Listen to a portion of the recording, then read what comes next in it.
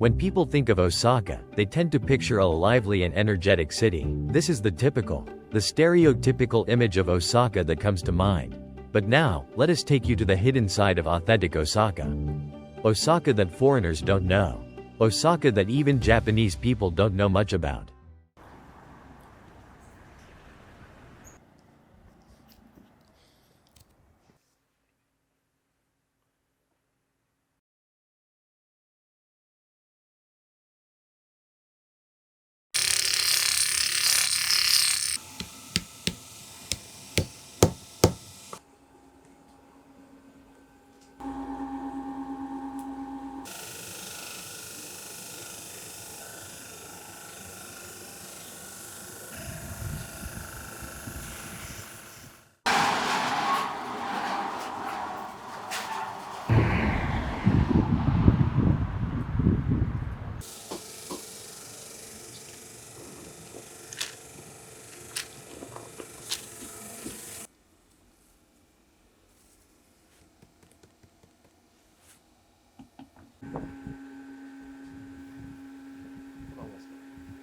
こいつよう燃えるんで、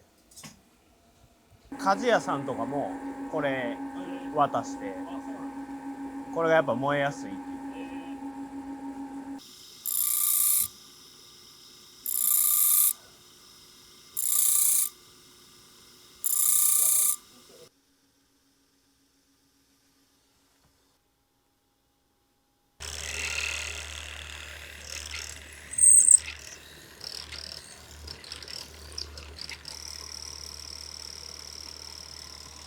学生時代にバイトで来た時は1日1500本ぐらい穴を開けました。毎回使う前にざらつき度合い見て、あんまり研ぎすぎると今度逆にスピード速くドリルが奥に突っ込まれてしまうと危ないんで、その辺はその時の様子を見て調節するような感じですね。鈍角にしたり鋭角にしたり、刃先を見てる感じです。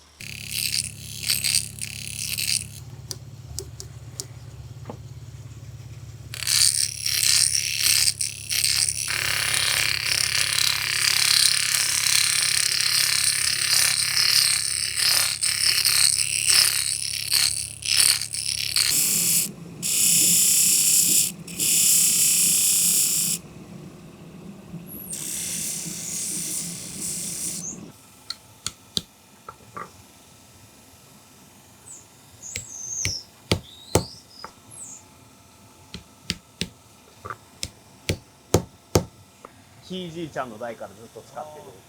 やつです。圧力を加えて一定の大きさにここでした後にはめ込んで叩くと、この木がどんどん膨らんできて抜けなくなるっていう、そういう仕組みで、どんどん叩いてると最初小さい穴がどんどん膨らんできて、でまた新しく小さいものを付け足していくと100年でこれぐらいの穴の数になります。100年目を終えて今裏側が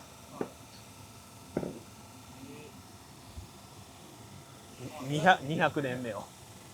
で、それ終わったらもう側面を使うんで。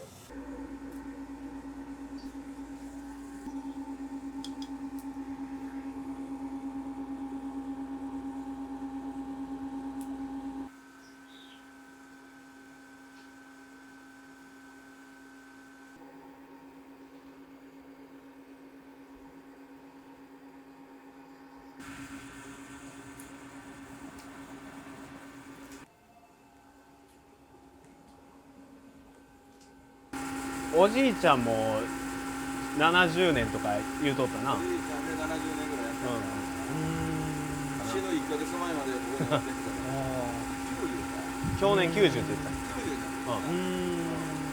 た。多分昔と今ではどういうふうになんていうんですかね、変わりましたか？自分はやってることは全く一緒なんですよ。この仕事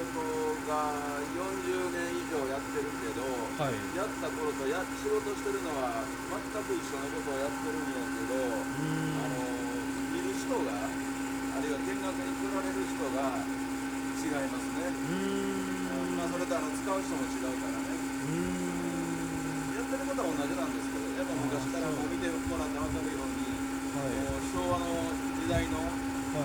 回ばっかりになるんだけど、やっぱり周りの環境がだいぶ変わりましたね。一本一本違うからね。はい。いろんなもう癖のある木とかもあるからね、それに合わせて穴開けたりとか、ね、今やってるの焼き込みっていうね、はい。そんな作業もしていかなあかんから、それをこう一本一本木がちょっとこれ反ってるとかね、それぞれ木によって違うんでね、もうね感覚でね分かってきますよね。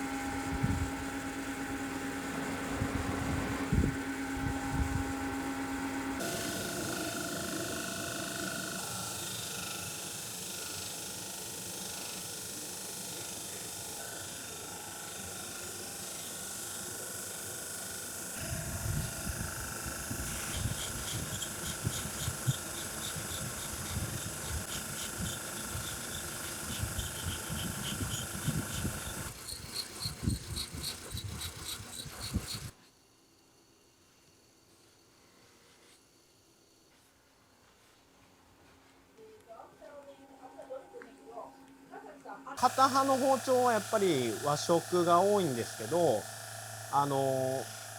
イタリアとか生魚、カルパッチョとか使ったりするような文化のところには割と好まれて使われてたりはします。はい、あ、それうちねみたいな、結構ありますね。そっから料理人さんと話膨らんで、はい、見たらすぐわかりますか？大体わかりますね。天然の木材なんで、やっぱり一本一本色のこうトーンが変わってたり、木目のこう入り方とか色の濃さとかが全然違うんで、これはもうお願いされても作りようがないんで、そこがやっぱり天然のものを扱う、理由というか人気の一つではあります。趣味も混じってるんですけど、いろんな材料を取り寄せてきて絵に加工したらどんな感じかなっていうのを見てて、これはオリーブオイル取れるオリーブの木っていうものだったり、結構木目を見て割と細かくオーダー聞いてくれはるとこなんで、そこで買わしてもらったりとか、こっちはスネークウッドっていうすごい高級なヘビがこうなんかいてるよう なんかそんな、はい、柄なんでスネークウッドっていうんですけど、ケヤキとかは日本の木なんですけど、この辺の色の強い色の木材は基本外材です。